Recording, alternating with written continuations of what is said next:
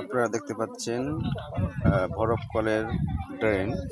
নদীর সামনে দেখতে পাচ্ছেন বরফ কল, ওখান থেকে বরফ তৈরি হয়ে এই যে ড্রেন থেকে এসে এখান থেকে আবার একবারে এই যে নদীর পাড়ে চলে যায়। এখান থেকে তাদের বরফ লাগে, এখান থেকে কেরাই করে বরফ নিয়ে সাগরে চলে যায়। আর যে সাগরে যে বুটগুলো যায়, বুটগুলো এখানে আছে, এই যে দেখতে পাচ্ছেন।